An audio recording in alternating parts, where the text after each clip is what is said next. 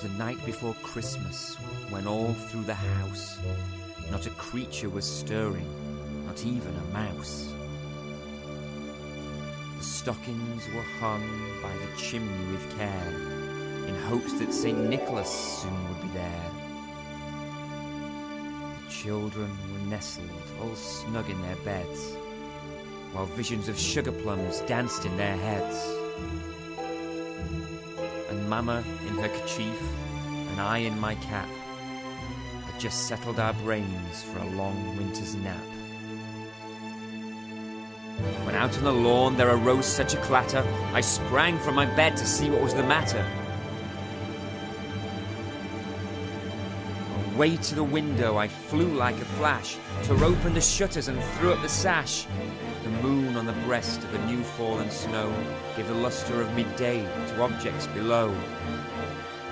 When what to my wondering eyes should appear but a miniature sleigh and 8 tiny reindeer, with a little old driver so lively and quick, I knew in a moment it must be St. Nick. More rapid than eagles his coursers they came, and he whistled and shouted and called them by name. Now Dasher, now Dancer, now Prancer and Vixen, on Comet, on Cupid, on Donner and Blitzen, to the top of the porch, to the top of the wall, now dash away all. As dry leaves that before the wild hurricane fly, when they meet with an obstacle mount to the sky, so up to the housetop the coursers they flew, with a sleigh full of toys and St. Nicholas too. And then in a twinkling I heard on the roof the prancing and pawing of each little hoof.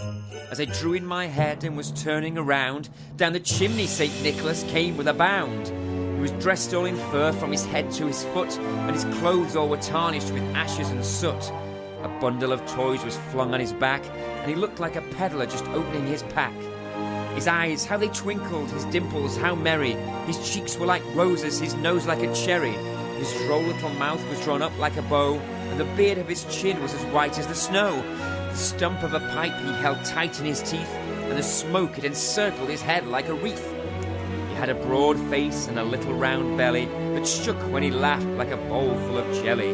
He was chubby and plump, a right jolly old elf, and I laughed when I saw him, in spite of myself. A wink of his eye and a twist of his head soon gave me to know I had nothing to dread.